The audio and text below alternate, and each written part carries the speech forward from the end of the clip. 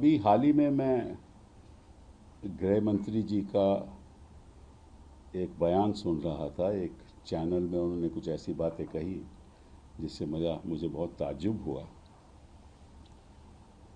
क्योंकि जो constitution amendment bill 111 और 113 अभी हाल ही में पार्लियामेंट में पेश हुआ, उसके बारे में उन्होंने कुछ कहा। और उन्होंने कहा कि हम तो नैतिकता के आधार पे इसको लाए हैं, और हम चाहते हैं कि जो ऐसे क्रिमिनल लोग हैं, आरोपी लोग हैं, जिनके खिलाफ एफआईआर दर्ज होती है और ऐसे अपराध के लिए दर्ज होती है जहां सज़ा 5 साल से ज़्यादा हो, तो निश्चित रूप से उनको अगर 30 दिन में हिरासत में रखेंगे तो 31 दिन में उनको इस्तीफ़ा देना पड़ेगा, और नैतिकता के आधार पे हम ये कानून लाए हैं, ये उन्होंने कहा।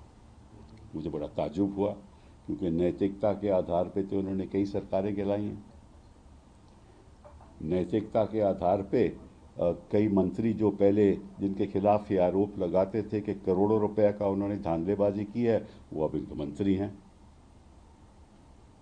नैतिकता के आधार पे जो कांग्रेस में थे, जिनके ऊपर आरोप थे, वो आज यहाँ बैठे हुए हैं। एनसीपी के लोगों के जिनके आरोप थे, वो यहाँ बैठे हुए हैं। तो मुझे तो बड़ा आश्चर्य होता है जब गृह मंत्री जी नैतिकता की बात करते हैं। चलिए जी, छोड़िए, तो अलग बात है। उन्होंने एक और बात कही कि अगर आपके खिलाफ कोई एविडेंस नहीं है तो निश्चित रूप से आपको तुरंत, जब आप जाओगे कोर्ट में, तो तुरंत 30 दिन के अंदर वो आपको रिहा कर देगी, बेल दे देगी। तो उसमें दिक्कत क्या है? अब मैंने पिछले कई मंत्रियों के जिनको हिरासत में लिया गया, अरेस्ट किया गया, मैं आपको कुछ आंकड़े देना चाहता हूँ। मैं 2014 की बात कर रहा हूँ, और ये अमित शाह जी को मालूम होगा ज़रूर, क्योंकि उनको सब जानकारी रहती है, कौन कहाँ जाने वाला है, कौन कहाँ जा रहा है, कौन जहाँ जाने वाला होगा, ये सब उनको जानकारी रहती है। तो आप देखिए, ये देखिए आप, जितेंद्र तोमर, ये एक जेल रहे 1 साल 5 महीना 2015 में, हाँ 2015 में, और आज हो गया 2025, 10 साल हो गए, अभी अंडर ट्रायल है। ये ट्रायल अभी ख़त्म नहीं हुआ, पता नहीं कितने और साल लगेंगे। फिर आइए मदन मित्रा, टीएमसी, 1 साल 9 महीने, 2014 में गिरफ्तार हुए थे, अरेस्ट हुए थे, और बेल इनको 2016 में मिली, और आप हो गए 11 साल बाद ट्रायल हो रहा है। फिर आइए आप नवाब मलिक, एनसीपी, 18 महीने, ये हुआ, इनका अरेस्ट हुआ फरवरी 2022 को, जुलाई 2023 में बेल मिली, अंडर ट्रायल हैं। फिर आइए आप सत्येंद्र जैन, ये रहे 18 महीने अंदर, अरेस्ट हुए 2022 में, बेल मिली 2024, और अभी क्लोजर रिपोर्ट फाइल हुआ है। सीबीआई ने क्लोजर रिपोर्ट फाइल किया है कि कोई केस नहीं है इनके खिलाफ। तो ये बेचारे 18 महीने जेल में रहे, कोई केस इनका खिलाफ नहीं है, और अंडर ट्रायल कहते हैं, पीएमएलए में अंडर ट्रायल रहे हैं। सत्येंद्र जैन, वो मैंने बात कर दी। अब पार्था चैटर्जी, टीएमसी, 3 साल जेल में रहे, 2022 में अरेस्ट हुए, अगस्त 2025 में बेल मिली, और अंडर ट्रायल। फिर आइए मनीष सिसोदिया साहब, डिप्टी चीफ मिनिस्टर, 17 महीने जेल में रहे पीएमएलए के अंदर, फरवरी 2023 में, अभी अंडर ट्रायल। फिर आइए आप सेंथिल बालाजी, 15 महीने वो भी जेल में रहे, जून 2023 में, 15 महीने के बाद बेल मिली, under trial. Then Jyotipriya Mallik 14 महीने, अक्टूबर 2023 में अरेस्ट हुए और बेल मिली 2025, ये भी अंडर ट्रायल। हेमंत सोरेन 5 महीने जेल में रहे, केजरीवाल 6 महीने जेल में रहे, अलमगिरी आलम कांग्रेस 15 महीने जेल में रहे, अनिल देशमुख 14 महीने जेल में रहे, फरहाद हकीम 11 दिन रहे। ये तो ताज्जुब की बात है। फिर बाकी लोग, मैं उनकी भी आपको उनका ब्यौरा देना चाहता हूँ। ये चिदम्बरम साहब 106 दिन जेल में रहे, और ये बात है 2016 की। अब क्या हो गया, 9 साल हो गए, कुछ कार्रवाई हुई? कोई कार्रवाई नहीं हुई। फिर शिव कुमार, DK शिव कुमार 50 दिन जेल में, PMLA क्वॉश हो गया। संजय राउत 100 दिन जेल में।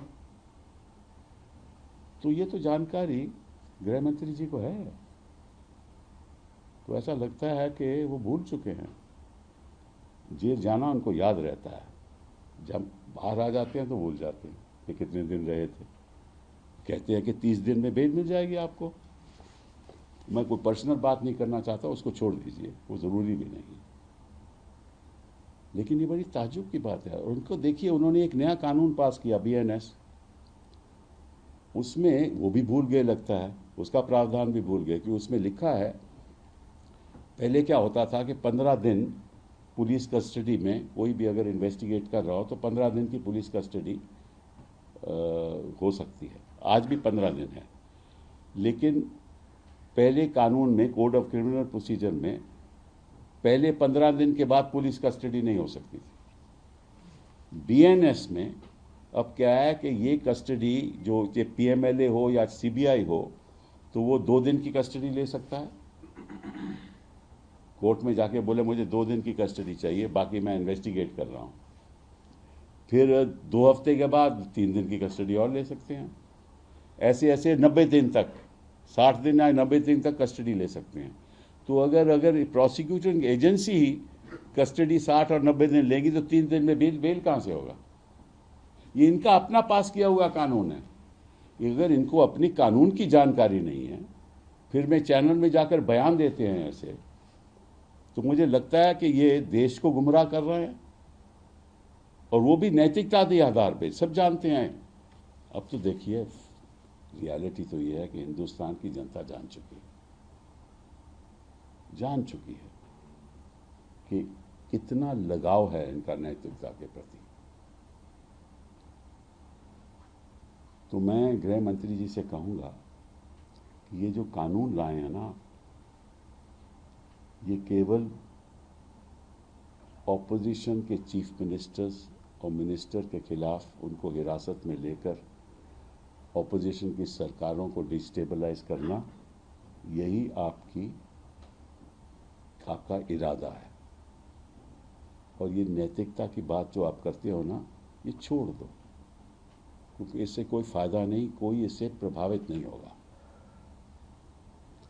साथ साथ में जनता को ये भी बता दो कि जहाँ जहाँ आपकी सरकारें हैं, चाहे वो केंद्र में हो, प्रदेश में हो, कोई एक मंत्री को आपने जेल में भेजा एक दिन के लिए भी? किसी के खिलाफ FIR होने दी? तो आप बात करते हो कि भाई हम क्रिमिनलाइजेशन को ख़त्म करना चाहते हैं, तो ज़रा अंदर भी झांक लो। जिस तरह से आप खुद सरकारें चला रहे हो, उसका भी ब्यौरा कर लो। मुझे बड़ा ताज्जुब हुआ कि जब ऐसे चैनल पे जाकर उन्होंने ये बात कही, तो मैं सोच रहा था कि इस देश में लोकतंत्र में कितनी गिरावट आ गई है। ऐसा तो मैंने कभी हिंदुस्तान के इतिहास में किसी मंत्री को भी ऐसा बयान करते नहीं देखा। एक ऐसे कानून लाओ जो एक हथियार बन जाए।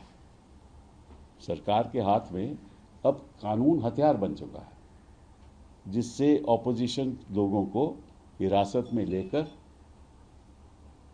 हाँ, ऐसा सिचुएशन हो जाए कि सरकारें ही गिर जाए।